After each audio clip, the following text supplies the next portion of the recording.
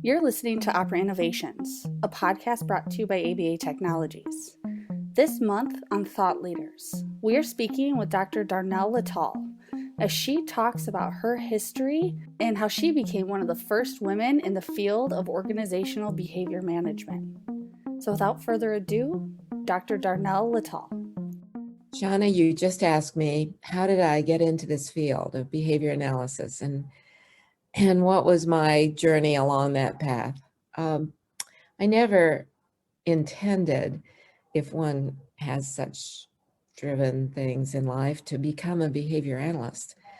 I started out very interested in other kinds of things, and I'll describe that ever so briefly, but I've always been interested and shaped by things having to do with aggression, threat, fear, that sort of thing. Not in my personal upbringing. My parents were very kind and good people, but they exposed me to a lot of situations over the time I was growing up that caused me, for whatever reasons, to want to know more about this thing that we do to one another. And I've thought about it. And of course, whenever one does a retrospective on one's life, it's very hard because I'm going to say what I want to say and think might have influenced me, but probably really, in fact, it's very difficult to speak about what shapes you from the past. However, I'll give you my rolled up assumptions about how I got to be here. It's dangerous to define such events in my life as causal to future, but I'll try anyway. And what I think when I think about it, there were at least three major events growing up that influenced my choices along life's way. I will also talk to you a bit about some principles that I derived from behavior analysis that made me want to, with great passion, become a behavior analyst. And this occurred early in my 20s when I became passionately committed to behavior analysis, and I've never looked back. And I'm far, far away from being in my early 20s today. In the 1960s, in the 50s, my father he was a head of a historical division in the U.S. Air Force, and we went to Germany.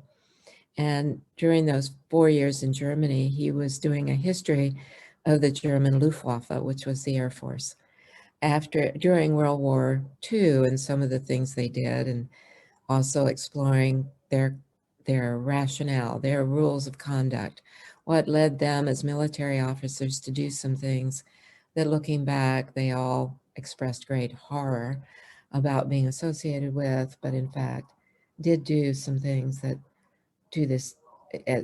You can see in some of their writings that I saw later when I was an adult were used to justify some things they did. But at the time, they were very much interested in the kind of olive branch that the Americans were offering to them to come in and take command without any guns. They could have no military weapons, but they took command of the German military in the 50s. That wasn't a very long time after World War II. And so it did show a kind of noble sense that people can change, at least at a very large cultural level. And my father was extremely interested in people, not so much judging them as learning from them. So we'd have these raucous parties with a lot of martinis, and they were put into the freezer so they'd be just perfect. These German generals would come over and have a grand time, and they got to be our friends as well as his associates. But during that time, I learned a lot about what was going on, and they were insistent that I learn the good, the bad, and the ugly, along with my brother. And so we did. And what I learned was that there is something about the situations that people are in, but I didn't understand that. I truly didn't. I just saw it as, Oh, so you're in this thing and you're told to do these things and you do them even though honor and other duties may tell you to do otherwise. But for many of them, there was a lot of self-justification. I didn't understand contingencies at all. I was just a child, but I was beginning to understand that people do violence against others. And I went to the concentration camps and the post-concentration camps, and I was included in discussions with people who were quite vile actually in life. But there was sort of um, a shield against really, at that age, being exposed to the horrors of it all. But it was in my backyard, although I thought it was quite foreign to me. Then I returned and we moved to Arlington, Virginia, where the story occurred. My father was at the Pentagon and I remember we had a German professor who, one of the boys in the room wrote on the board a swastika, and everybody was laughing and giggling, and I felt bad. I could tell this wasn't the right thing to do. I wasn't the only one who felt bad. And he walked in, and I dearly loved him. And he looked at that, he dropped his books to the floor, and he walked out. And that shaped me in a very big way.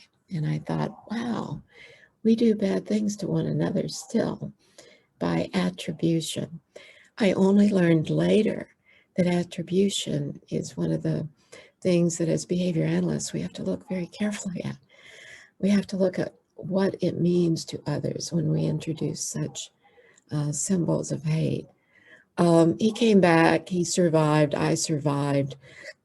The class gave him the sound of music because it has a song in it called You Have to Be Carefully Taught. And that was a learning event for me. I ended up going to the University of Alabama, and I was in at a time when George Wallace stood in the doorhouse trying to block our Black colleagues from entering the schools. And I sat next to Vivian Malone, who has since died.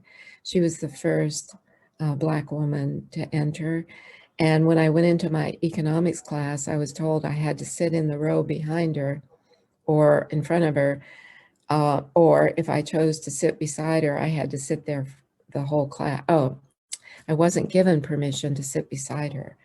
I started to go in there and they said, no, you can sit behind her or in front of her, but you can't sit beside her, which was really weird. But he said to the class, I don't want there to be disruptions, and all students are welcome in this class. He did something like that. So she and I would drop notes back and forth to each other and walk down the hall after class. And these great white boys would line the halls and say all kinds of vile things to her as we walked down the hall. And I think they saw me as, I mean, I don't even know if they saw me, but they certainly saw her. And that also kind of got me going, and I got involved in civil rights and went to meetings at Stillman, which is a Black college, and with a minister, and those things all shaped me around this idea that we do violence to one another because of how we look, how we speak, what we believe. That whole German mythology that was so prevalent during World War II about differences among people. I know it's still there. It's certainly here in our country. And these are deep-seated triggers for treating each other very, very differently. That started to shape my journey too. But I also was a student of American Studies, and I wanted to go on and probably seek a law degree. And I thought seriously about that, but I was having experiences at Alabama that led way far away. I went to, I met Andy in Germany actually, but we met again at the university.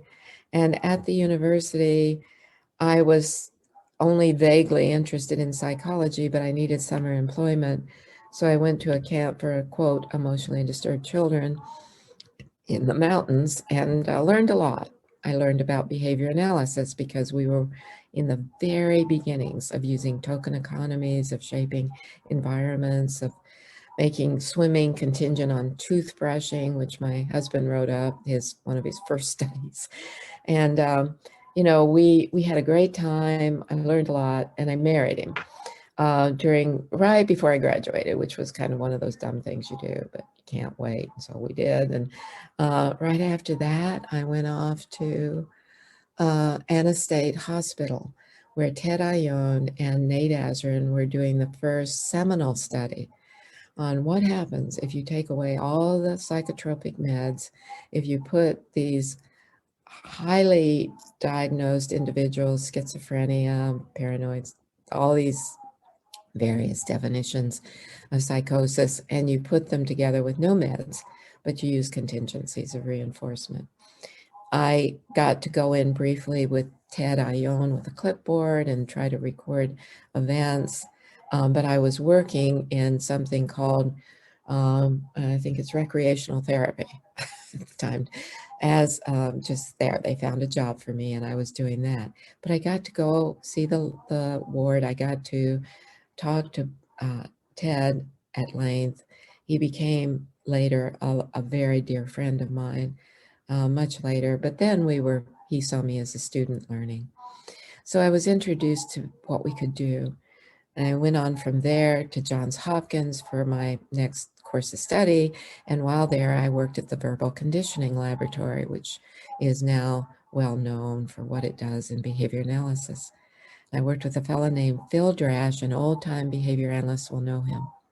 He taught, he had me work with language, with developing words, skills in words. And I saw people who had not talked in full sentences master language very, very quickly. A young girl on the ward teaching her to walk within a very few moments. It seemed like moments, it was probably 2 weeks to walk fully independently. And all of these things were little miracles of behavior. And I was completely converted. I had no question. I went from there to WVU, got after being in mental health, community mental health for a while, working with children and so on. I went on to get my PhD, and I had a master's in special ed that occurred because they asked me to teach a classroom. And you can't teach in Alabama without having an educational ed degree. So I got a master's, but that was not my desire either. So it all felt like a bypass of where I really wanted to end up. But by the time I got through, while I was there, I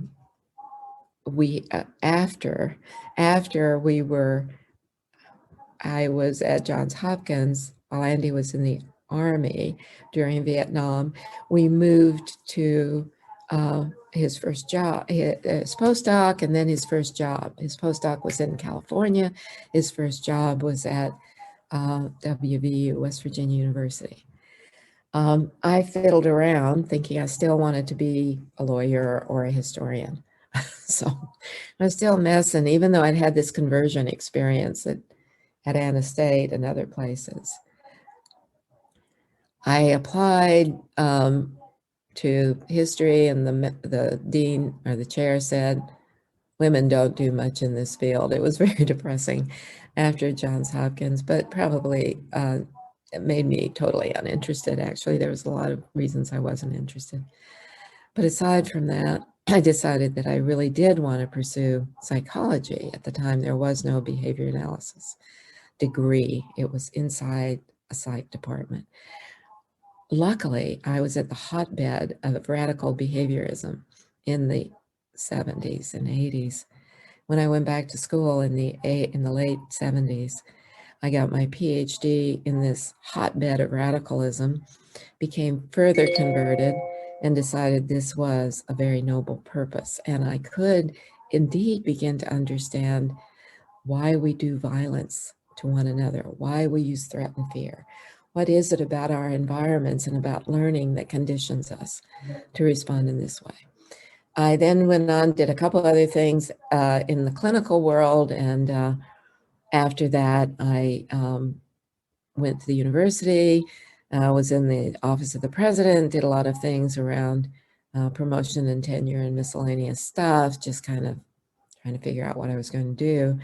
And my former chair approached me. He was now in Chicago, and he was running Corporate Behavior Analysts, Inc.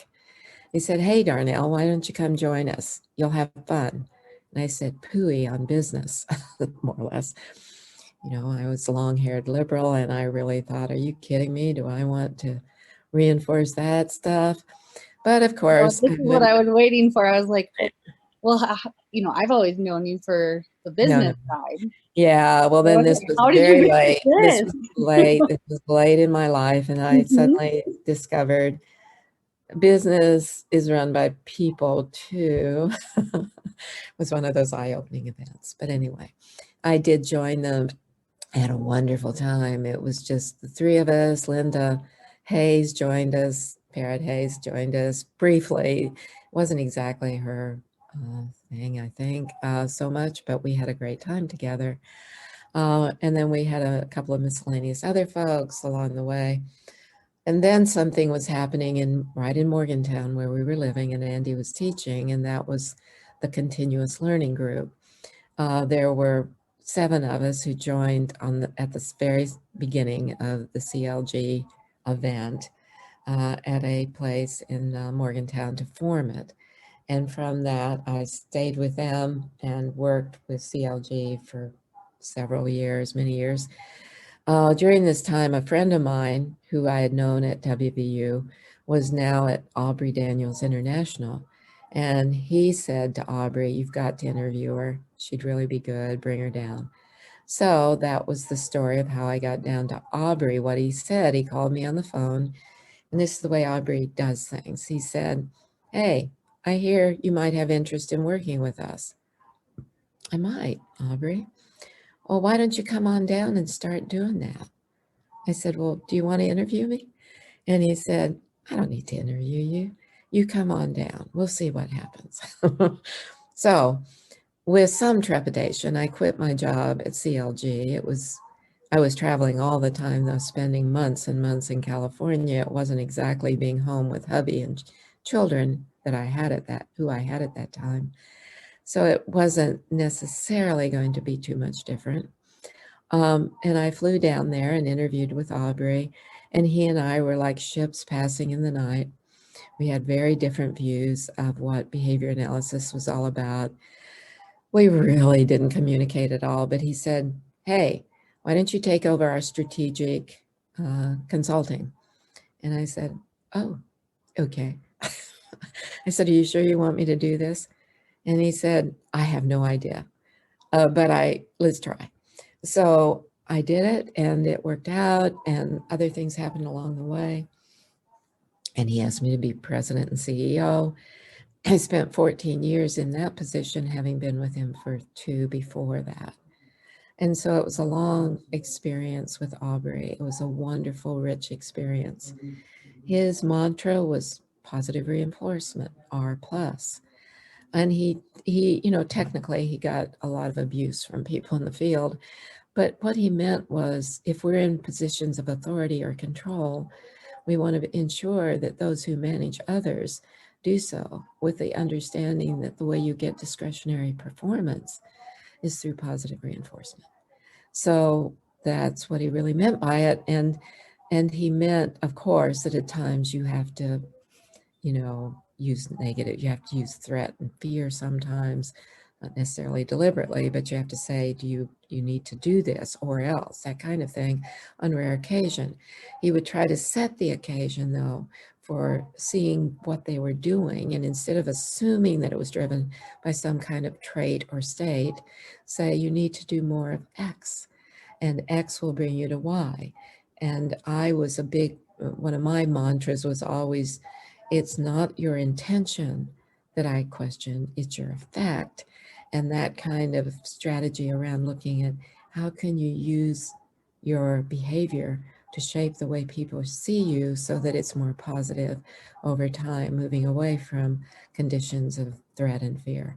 We dealt with a lot of SOBs, or whatever language one could use on a podcast. Those are some of the dudes we dealt with, and they were mostly dudes. We were up in New York, and we were in all kinds of places and traveled to many countries around the world with Aubrey. met very aggressive folks. I met them in Chicago too, by the way, as we traveled around in the 80s, where the wolf of Wall Street was paramount and there were bad things happening. So I'd had a lot of exposure to threat and fear in the workplace, and I understood it as one of the conditions that we all lead with. And I'm including us as behavior analysts who run companies. We, as a group, sometimes say we don't do this, but we work hard not to do this. But in fact, contingencies seem to drive us to moving quickly away from what we know about principles of behavior, to saying they're willful, they don't want to, they're just dumb, they don't, I mean, all kinds of attribution that we apply to people because of the quality of their work instead of stepping back. So I didn't think that it was necessarily sainthood I was entering by becoming a behavior analyst. I thought instead it was much more a challenge to begin to see how much I was controlled by the environment that surrounded me, how much my history of learning shapes what I say and do, and that I was no more immune to being vile and awful at times as anyone else in this world. So how do you get to that other level of analysis? So that brought me to the point where after 14 years, I did, quote, want to retire, quote, ha ha. Aubrey asked me to stay on as the executive director of the board to do some nonprofit work. I stayed for about a year, and during that time, he moved away from some things that he had thought he wanted to do into public ed, where he really wanted to be. And so gradually he moved to that. And I moved away from Aubrey and all those good years and started my own consulting under Context Management, Inc. And Jose called me and said, Jose was a friend in college, in grad school. And I had known him long ago. And he called and said, hey, Darnell, I hear you're free. Why don't you come down here and consult with me? And I said, sure, yeah, of course. Let's do this thing.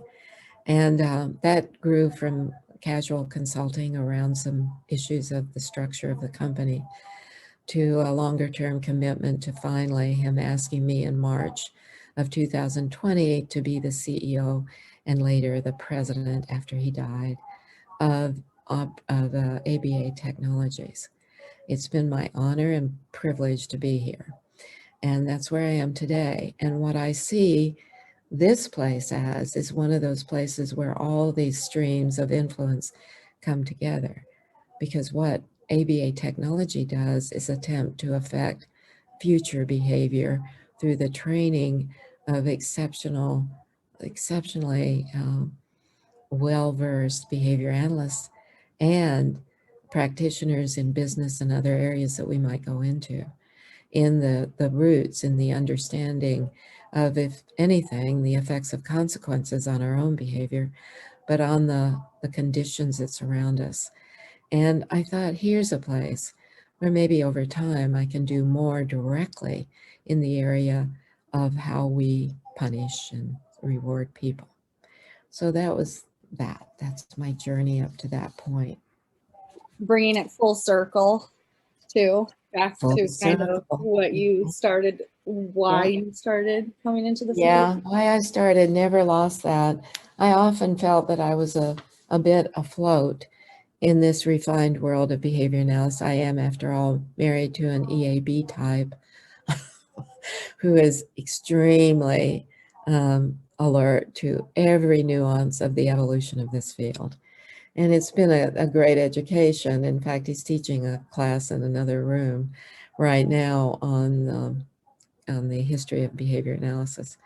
So, I'm continuously in this learning loop, which has been good for me. But in fact, it's those early days of what is this thing called threat and fear? Why do we do it? What is it? Is it innate? No, of course not. Can we shape it? Yes. Is it a tough battle? Yes. Does it involve OBM? Absolutely. Levels of structures, processes, and systems, the way in which we enculturate practice, rules of conduct, all kinds of overlapping interface. So I feel at home where I am. I'm hoping in my own company that the people inside it can gradually understand that this company belongs to them. And what happens in it is about how they perform, not how I perform. But if I don't set up conditions where they feel free to express themselves, or to challenge, or to complain, or just to be gripey or positive, whatever they want to be, then I failed, because that verbal event is really at the heart of so much. The verbal event with those Germans way back in the 50s, where they were justifying what they were doing during World War II, slightly and largely, where they also were trying to be duty bound to something they felt was their duty as a military officer. The words they used to describe, the words I'm using today to describe why I'm here. All of those are so critical. And I want my company to be free to the degree we can arrange contingencies of threat and fear. We're working on it. It's not there yet. We still have individuals who tend to use the they word when they're talking about me. I am one, although there is another use of the they word these days. I do understand that.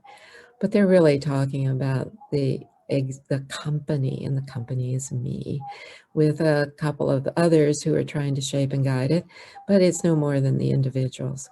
So I know that we're a long way away from being where we need to be, but we're moving, I hope. We'll find out over the next year or so. So my great goal is to do things now to bring more learning to many people about conditions of cooperation. Don Haig, an early behavior analyst, was a very big influence on my life. And he was all about cooperation, trust. Those were areas that he studied as an EAB type, experimental analysis. And he really wanted us to pursue it. But it wasn't pursued, actually. There have been very few studies. More and more people are entering into this area of how do we generate cooperation? How do we look at threat and fear? How do we increase trust, whatever that word means operationally? How do we ensure it? So those are areas that I want to pursue as I continue in both what I write about and what I do.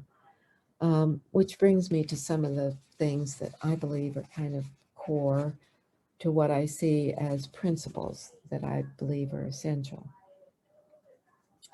And, one of the things that, as a behavior analyst, that I really believe, and that's this notion of behavioral reciprocity, that we're each in this river of behavior together, and that what you say influences me and what I say influences you. It's a little bit of that butterfly effect times X, the infinity notion.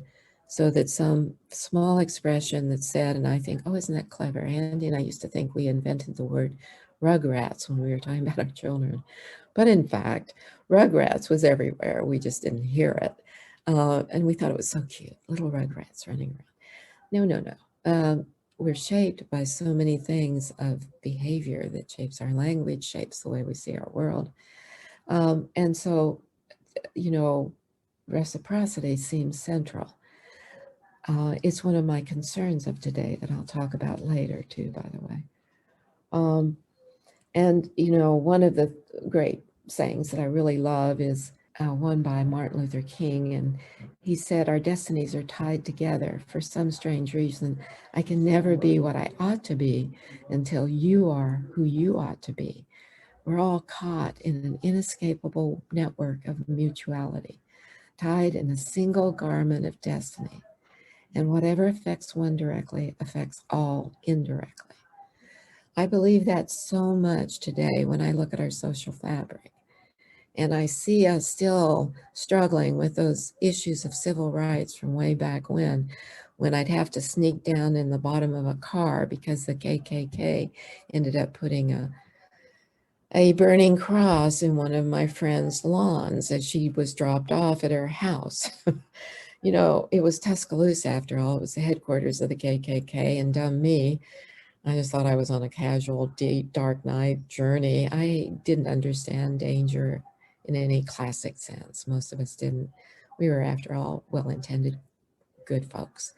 But anyway, that kind of thing persists today in all of the this upset in the world around us. And Jose, who I adored in many ways, he had many flaws. He was a human being. But one of the things that he really wanted was to increase our respect for diversity. He wanted us to understand that the way people show up, the structure of their behavior, that whether they should say things in a certain way or whether they should dress a certain way or approach others in a certain way, was not half as important as functionally what their behavior actually led to, what they said and they did. So that became a mantra for him. He wanted this world to be more welcoming of difference. And he used to laugh at himself a lot because he saw himself as a representation of, you have to get past my difference to see my beauty. And he would laugh hysterically, as only he could, about that diversity of breadth of expression. It wasn't all fun for him. It was painful too, but he turned it into more of what we as behavior analysts are taught to do. We don't look at a label. We don't address a person and sum it to something. We look at their behavior and what it affects. And if it's affecting good, we can leave most of it alone. After all, we're not here to shape one another out of our uniqueness. We're here to kind of develop others. So I saw that as part of that whole network of reciprocity. The second thing that really shaped me was pinpointing valuable behavior as specifically and descriptively as possible. Not going after everything. When I was out there coaching people around the world, they all had oddball bits of behavior, just as I did. It was not my job to, quote, clean them up, make them pure, get them to look like what? A Puritan in the, where? The mountain, I don't know, even in America, where would I find the model of what truth was all about? Rather, look at what they said and did and just look at it, observe it. Gilbert's model of look before you listen. Just watch and see what works effectively and what gets in their way. The same kind of abusive verbal behavior, the same kind of threat and fear strategies were the biggest barriers to many of these people's effectiveness. Many of them, though, were exemplars of extraordinarily effective behavior. And I, as a behavior analyst, understood that they had been shaped by the culture in which they found themselves. I did not need to bring them the truth of behavior analysis. I so often think we make a mistake that we cannot look to see what these laws of learning have taught us. Look at what people say and do. Look at how our cultures have moved forward in such extraordinary ways, good ways, as well as the things we don't do well. That's all the laws of learning. That's all behavior. And so it is not ours to judge or to think that we're the judge. We're the ones who go in and we analyze and we say, oh, behavior analysis can teach you so much. Instead, what we should be doing is capturing best practice, what we learn by pinpointing what they're doing and saying, and perhaps spending time looking at their generalization of those principles into other settings. How well do they do that? And where they don't, helping them with a few guiding principles along the way. But I was taught that early at COBA, the Chicago group. John and Jim, who ran that, were extraordinary behavior analysts.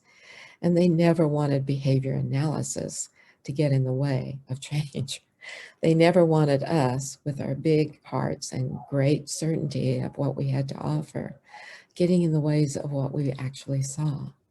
Rather, we wanted to celebrate that, help them do more of it, see their own behavior reflected in what they were doing, and teaching them along the way principles of consequence, management, effectiveness, antecedents, and behavior, but not make that the driver, make their own behavior, their own environments, the functionally analytic laboratories in which we were invited, and to show respect for that. I see that today in so many things that we do, that troubles me. So learning how to pinpoint the necessary, celebrate the excellence, and maybe accept or discuss the rest of it. If people desire to do more, we do more. If we're brought in to train them on principles, fine. But if we're brought in simply to help them use their own histories of learning, let's do that. Let's not assume we have something better always, and try to move them away from things that actually do work in very, very good and sometimes obscure ways. So the third principle is a product, I guess, of the first two, but it's always been a concern of mine, and that's attribution. I see so often we behavior analysts attributing things to ourselves that we never did. Somebody else taught us to do. I'm sure I do this myself. But on top of that, taking work of others and attributing it to the individual who decides it's mine. I'm going to say that I said that. I'm going to say I did that. What a debilitating effect that has on employees, on staff, on others, if their good work is overlooked by our callousness because we want to claim something, or we think, well, we did this excellent study. No, we didn't. We were taught and learned together with others. The genesis of the idea may have started somewhere else. I want us to think hard about attribution. It does rob the spirit, literally. Whatever we mean by the spirit, it robs the way we feel about ourselves, our worth, others, the anger we can feel for a very long time. So I'd like all of us as behavior analysts to think about that. It's an attribute of a mature person. It's something that we can be very helpful in helping others claim. Many young behavior analysts are very eager to give away their ideas and to say, oh, I could never have done this without you. Well, that's probably not at all true. And so giving back to them what they did on their own out of their rich environment, learning how to move away from the parts of that environment that don't work for them, those are gifts you can give them. But taking their work, no way. Let's not do that. So giving back credit. So those are things that are kind of critical to me. But I really have thought that there are others. I said three, but there are others. Well, and I mean, kind of like just to kind of talk about, what I know about you as well. I know you a little bit more intimately than a lot of the people listening to this.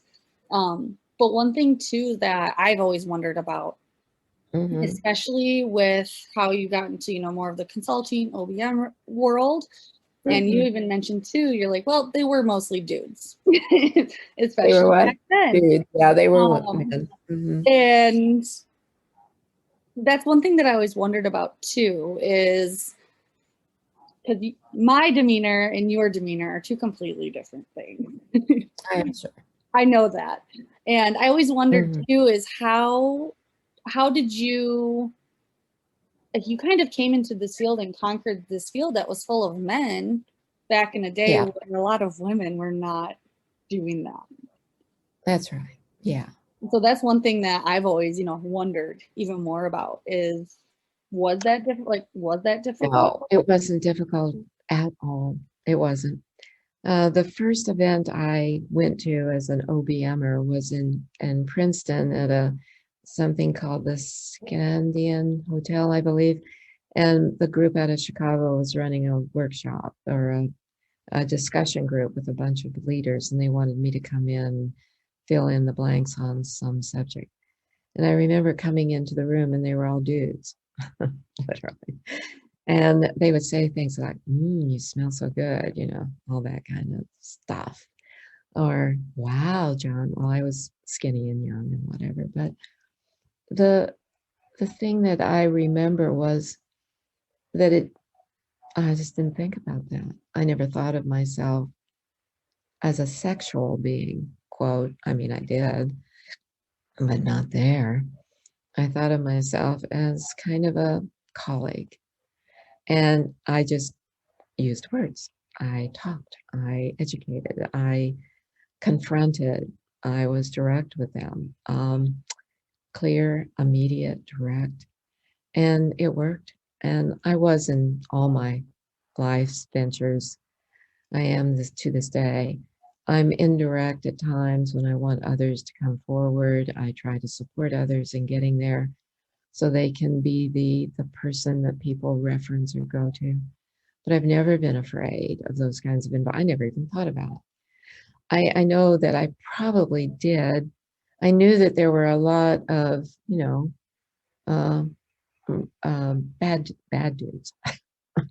I knew that there was a lot of seduction equations going on out there. I knew that people wanted, it was a wild and wonderful west of business in those days where all things went. But a lot of the women I met didn't pay any attention to it either. Now, that doesn't diminish the fact that there weren't those barriers. And it doesn't diminish the fact that I still was working for men all those years. I wasn't leading any company of note until I joined Aubrey Daniels. And then it was after 2 years there, he said, sure, Darnell, come on in and take over. But it took, that was I don't know, 12 years of experience in the field of behavior analysis or more before I, as a woman, assumed a leadership role. But in my clinical world, I was president of my state association. I headed companies that I created with others, a company that taught literacy. I'd been used to that role as a person, and it just didn't come up. It never did. The guys would give me compliments like they'd say, Darnell, you could use a little bit of wile. You could be wily, meaning, flirtatious. But man, you're just straight out and you're very effective. And I thought, yeah, man, that's right. Here I am. I'm sure it could have gone a different route, but I've talked to many of my colleagues who are female who also have identified much less a sense that their sexuality got in their way. There could be lots of reasons for that. I'm quite certain of that. But it never, ever, ever created a barrier. The only time that it was ever at all threatening to me were when men were out of control, drunk, something a little outrageous in their own behavior. And I just needed to separate from that. But other than that, yeah, didn't show up. Well, that's good to know too, just because I know that that can still be something that, young women in the field coming up is something that they think about. They do need to think about it, and I'm not discounting at all that Right. it isn't very, very rampant. By the time I got there, I was in my early 40s. I had had a lot of experience under my belt. The 30s are a hotbed of sexuality for a lot of people. By the time you're, and it is a driver, of course, all your life. People might identify you as a woman and they might discount what you can say and do. I find that true on initial meeting. There's sometimes a discounting, but it doesn't last long. And I've often puzzled about that. But anyway, doesn't last. And for young women, I would say be clear, direct, immediate, look them in the eye. If they say things that are inappropriate, say, no, that's not what we're going to talk about. Or they can be very direct that when you say that to me, your intention may be to be funny or supportive or something else, but the effect is negative and I want you to stop. Learn how to set your own boundaries early on. But don't make huge judgments about you bastard or you're a no good son of a gun. Rather look at their histories of reinforcement. And in the era of the 80s and 90s, my goodness, the history of reinforcement for behavior analysts, as we well know, even in our field, male behavior analysts, reinforced highly by female behavior analysts along the way, by the way, was outrageous personal conduct. And it didn't mean that they were all gropers. It didn't mean they all were doing vile things by any means. But the conditions that surround us shape who we are. And we as females have a role to play in setting those conditions. Men do too. I'm not excusing their behavior. But I am saying that we need to be more thoughtful about how people get to the condition that we find them in. And outrageous verbal behavior can be brought under control. Physical touching, physical whatever, can be punished, can be a no-go, let's move on. And when it's threatening, you must walk away. You must know when you have to leave an engagement, say, I can't work here. And there were times we did that in my consulting experience, but it wasn't around necessarily sexual abuse. It was probably more around general people abuse, conditions that were only making things very, very bad. And the more we reinforced the behaviors they needed to succeed, the more we were sustaining behaviors that were punishing to their employees. So making a choice between staying in an environment like that and walking away from it is something people need to do. You mentioned your kids. I've personally met one, and that was something neat to see too, of where they are and what they're doing in their careers. Yet they still have this foundation. Yeah, they do. Of behavior analysis. They do. They all do. Actually, two of them worked at CLG as typist and organizer of instructional design. They were the content developers, in the early days when they were going to school. They would take things that people would give them, they'd put them into PowerPoints. They were doing that kind of work in the summer and that sort of thing. So they did some work. My son came with me to Chicago and to New York City, and we went up to the top of the Twin Towers way back when and did all those good things together. So they were part of the experience to some extent, but we were behavior analysts. In our home, we were I was about trying to shape positive behavior, as was Andy. And we didn't talk behavior analysis ad nauseum, but we did. They did know that was a passion of ours. But they went on to other things. My daughters became lawyers, and my son studied with behavior analysts at UCSD in California, where he got his master's degree.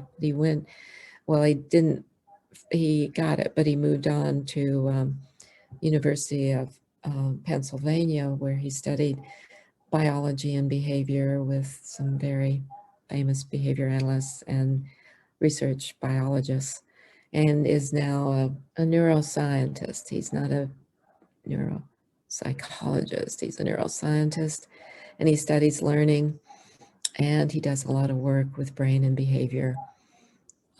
But he certainly understands behavior analysis. He studied with some of the greats of our field. Fantino was one of his major, I don't know if you know Fantino, but he was famous in behavior analysis. So anyway, my kids have all been influenced by this, but all of them have chosen to go on to other fields to practice. And they're good people, and they have great kids, and they're not too full of themselves, and they're good citizens. So they've turned out well, and we're happy about that, and we love them very much. I think our lives have been, maybe not ideal in all ways for children in their later teens and adulthood, but it was what it was, and it seemed to work out between us. Thank you for listening to this episode of Thought Leaders. Come back next month to hear as Darnell answers the question, where do you see the field going? And/or where would she like to see the field go? And as always, if you have questions, comments, suggestions, or feedback, please feel free to reach out to us at Operant Innovations at abatechnologies.com.